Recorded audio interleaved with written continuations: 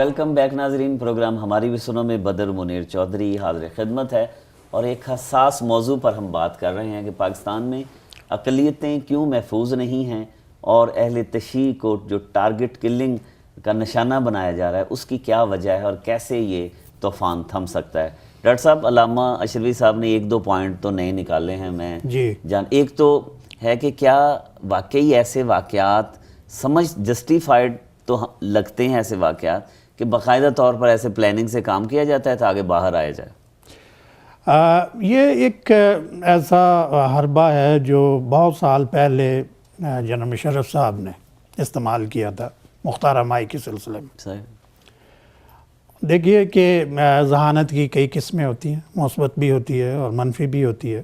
بہت سارے ذہین لوگ اس کام پر معمور کر دیے جاتے ہیں کہ ایک صحیح چیز کو غلط قرار دینے کے لیے کیا سورس استعمال کیا جائے، کیا منطق لڑائی جائے۔ سب سے پہلی بات تو یہ ہے کہ دنیا میں اچھے کام بھی ہوتے ہیں، برے بھی ہوتے ہیں، آخر کرنے سے ہی ہوتے ہیں۔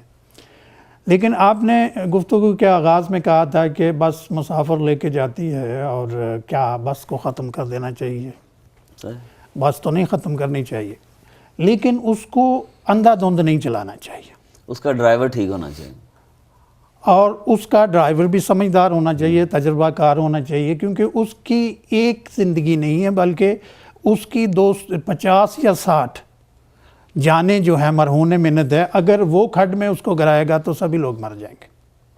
تو ڈاکٹر صاحب میں جو پوائنٹ جی میں اسی بات پہ آ رہا ہوں، وہاں تو کتابیں بھی لکھی جاتی ہیں کہ جی باہر جانا ہے اور جی وہ سب کچھ ہوتا ہے، لیکن یہ ہے کہ جیسے مختلف آڑیں استعمال کی جاتی ہیں، مختلف ذرائع کو استعمال کیا جاتا ہے، لیکن اس میں بھی کچھ سچ تو ہے بات میں کہ بعض کیسز میں ایسا ہوتا ہے، ہو سکتا ہے، لیکن ایسا بھی ہوتا ہے کہ اس دلیل کو سچے کیس کو غلط قرار دینے کے لیے بھی استعمال کیا جاتا ہے۔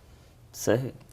تو اس کو یہ نہیں کہا جا سکتا کہ یہ ایک ہی طرف سے بات ہوتی ہے، دونوں چیزیں ہی شر اور خیر دونوں ہی اس دنیا میں موجود ہیں، اور وہ ان کا جو ہے عمل جاری رہتا ہے۔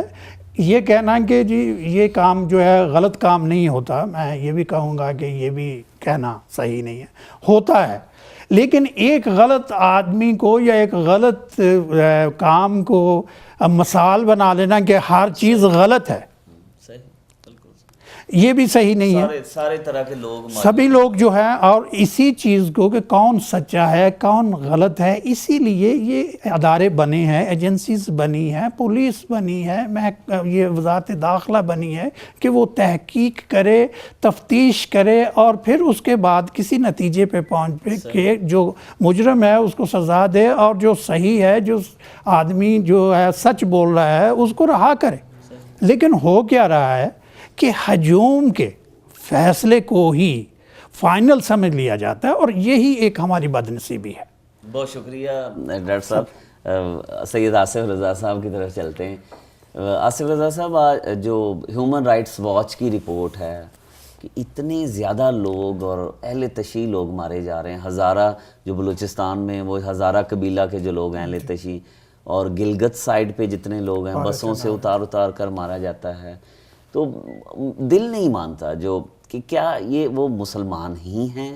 جو پھر میں وہی میرے اٹکا ہوا ہے کہ کون لوگ ہیں، کیونکہ قرآن پاک میں جو لکھا ہوا ہے، اور پھر ہم نواسہ رسول کے جو پیروکار ہیں، ہم خود پیروکار ہیں سنی ہونے کے باوجود۔ سنی شیعوں کی لڑائی نہیں ہے، یہ ہمیں پہلے سمجھنا پڑے گا۔ جب تک ہم یہ اس چیز کو نہیں مانیں گے، یہ نہ سنی ہے نہ یہ شیعہ ہیں، ٹھیک ہے نا، اور یہ اپنے آپ کو سو کالڈ مسلمان کہتے ہیں، جس کی وجہ سے اسلام کا نام خراب ہو رہا ہے، بدنام ہو رہے ہیں۔ یہی اس میں بھی شامل ہیں، رمشا شاہد کیس میں بھی یہی لوگ شامل ہیں، اسی قسم کے انتہا پسند والے۔ ان کی انتہا پسندی اتنی حد تک پہنچ گئی ہے کہ یہ اب کسی کو اپنے سامنے مسلمان نہیں سمجھتے، کہتے ہیں بس وہ مسلمان ہے، یا تو مائی وے یا ہائی وے۔ صحیح۔ جب یہ ایک طریقہ کار ہوگا تو پاکستان پھر قائد اعظم نے جس اسلامی جمہوریہ پاکستان کے بنیاد رکھی تھی اس سے ہم ہٹ رہے ہیں۔ چلیں سر، فرض کرتے ہیں یہ تو وہ کرسچین ہے، ایک دوسرا مذہب ہے، ٹھیک ہے، اس میں تو نبی پاک صلی اللہ علیہ وسلم نے کہا کہ جی 72-73 فرقے ہوں گے، اور امت کا یہ انہوں نے حال کئی صدیوں پہلے بیان فرما دیا. تو آپ سمجھتے ہیں کہ یہ باقاعدہ طور پر کسی انارکی کی طرف تاکہ شیعہ سنی فساد شروع ہو جائے اور پاکستان غیر مستحکم ہو جائے, اور پھر پاکستان کے حوالے سے جو 1947 میں ہی پریڈکشنز تھیں کہ یہ تو ملک رہے گا ہی نہیں, تو پھر ہم جا تو وہی رہے ہیں, منزل تو پھر وہ اسی ٹارگٹ تو وہی ہے نا, ٹریک وہی. بات تو یہی ہے کہ ہمیں جڑ تک پہنچنا ہے, کہ مطلب جو میں نے بھی الفاظ استعمال کیا کہ نہ ہم تو کرسچنز کے خلاف ہیں, نہ جوز کے خلاف ہیں, مسلمان سب کو مانتے ہیں. جیسے ہمارے مذہب میں آپ کو پتہ ہے اسلام کے اندر تو سب کی کہتی ہے, ہم خلاف ہیں پاور گروپ کے, صحیح, زائنزم کے. سارے مسلمان, سارے کرسچن, سارے یہودی, جوز, ایوری بڈی اگینسٹ زائنزم. کوئی بھی یہ نہیں چاہتا کہ اس پہ ظلم, یعنی ظالم کو ظالم نہ کیا جائے. ہندوؤں میں بھی آپ دیکھ لیں, سب جگہ دیکھ لیں, جہاں پہ ظلم ہوتا ہے اس کو ظلم کہنا چاہیے. صحیح. اور یہ آپ نے جو بھی پروگرام کیا, اس کا بھی یہی وہ حصہ ہے کہ آپ ظالم کو ظالم کہنے کے لیے یہاں پروگرام کر رہے ہیں. صحیح. اور یہ جو آپ نے بات کی کہ پاکستان کا نام, ظاہر بات اس میں یہ ایک سازش ہے, جیسے آپ نے کہا کہ مٹانے کی بات ہے, تو یہ تھرڈ ورلڈ آرڈر کا ون آف دا حصہ ہے. صحیح. اور اس کا ایک پارٹ ہے کہ یہ ہوگا, اس کو قبضے میں لیا جائے گا. تو یہ ہم آپ کو اہل سنت اور اہل تشیع دونوں کو سوچنا ہے کہ اس میں ہم آپس میں رہیں, مل کے رہیں, برداشت پیدا کریں. وہ یہ اس طرح سے کیوں پڑھتا ہے, وہ اس طرح سے, یہ کوسچن کرنا بند کریں. جیسا کرتا ہے اللہ رسول کا جو نام لیتا ہے اس کو سنیں. جو مسلمان کیسے ہوتا ہے انسان, جو اللہ کی وحدانیت پہ یقین رکھتا ہو, محمد صلی اللہ علیہ وسلم آخری نبی ہیں اس پہ یقین رکھتا ہو, اس نے لا الہ الا اللہ محمد رسول اللہ کہتے ہیں. یہ کلمہ ہے, یہ شیعوں کا بھی یہی کلمہ ہے اور اہل سنت کا بھی یہی کلمہ ہے. اس کے بعد اگر شیعہ کسی سنی کو کافر کہے تو غلط ہے, اور کوئی سنی کسی شیعہ کو کافر کہے غلط ہے. اچھا آصف رضا صاحب, جو مذہبی لیڈرز ہیں, جو اہل تشیع میں ذاکر ہیں, اہل سنت میں مولوی حضرات, علماء کرام ہیں, تو آپ سمجھتے ہیں ان میں بھی ایسے گروپ تو موجود ہیں جن کی دکانداریاں ہی یہی ہیں کہ ایک دوسرے کے خلاف بات کرنی؟ ہجوم دیکھ کے پڑھتے, اور میں ہمیشہ یہ سمجھتا ہوں کہ ایک ہوتی ہے, اور دونوں میں ہے, یہ ایک صرف ایک میں نہیں ہے, دونوں اہل تشیع میں بھی موجود ہیں. میں آ رہا ہوں. ایک ہوتی ہے وحلانہ تقریر, ایک ہوتی ہے عقلانہ تقریر. تو وحلانہ تقریر میں کیا کرتے ہیں کہ وہ جوش ابھار دیتے ہیں جو غلط ہے, اور عقلانہ تقریر میں ایک سمجھ کی تقریر ہوتی ہے, ایک مجلس ہوتی ہے, اس میں سمجھایا جاتا ہے کہ کیا اسلام کی تھا, کہ کس طریقے سے اسلام کو لے کے چلیں. لیکن اگر ہم اس چیز کو نہیں سمجھیں گے, ہمارے علماء حضرات, اہل سنت کے بھی مولانا حضرات, اور آپس میں شرانگیز اور ایسی تقریر کریں گے جس سے دونوں گروپوں میں ایک بھڑکاؤ پیدا ہو, تو میں سمجھتا ہوں کہ پھر وہ غلط ہے. یہ دونوں کا کردار ادا کرنا چاہیے. اور جو یہ شرانگیز تقریریں ہیں, آپ کو پتہ ہے ان مولوی حضرات کی, ان ذاکر حضرات کی چارجز بہت زیادہ ہیں, وہ بڑے پیسے لیتے ہیں.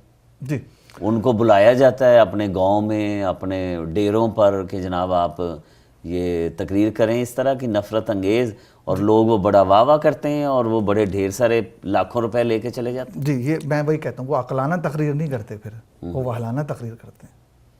عقلانہ تقریر کرنے والے مولانا ایسے نہیں ہیں, اور نہ آپ کو اہل سنت میں ملیں گے ایسے, نہ آپ کو اہل تشیع. جو ہیں وہ کم ہیں. افسوس کی بات یہی ہے کہ اس چیز کو بڑھا دیا جاتا ہے, اور وہ آپ کے سامنے ہیں. بہت شکریہ. بات چلتی رہے گی اہل تشیع کے حوالے سے بھی, اور اگلے حصے میں ڈاکٹر صاحب سے بھی حل پوچھوں گا کہ حل بھی تو کوئی ہونا چاہیے. جو ہم کس سمت جا رہے ہیں, ہماری ڈائریکشن کیا ہے, وہ کہتے ہیں کہ بے منزل دوڑے جا رہے ہیں اور پتہ ہی نہیں ہے کہاں پہ پہنچنا ہے. چھوٹا سا کمرشل وقفہ لیتے ہیں, اور آخری حصے میں حل کی طرف جائیں گے. سلوشن کیا ہے, ہم کس طرح آپس میں بھائیوں کی طرح بیٹھ کر بات کر سکتے ہیں, کہیں اختلاف ہے تو کیسے اس کو حل کیا جا سکتا ہے, کیونکہ مذاکرات جو ہیں, ڈائیلاگ ہیں, گفتگو بات چیت سے بہت سے مسائل جو ہیں وہ حل ہو سکتے ہیں. چھوٹے سے کمرشل وقفے کے بعد حاضر ہوں گے. پروگرام ہماری بھی سن.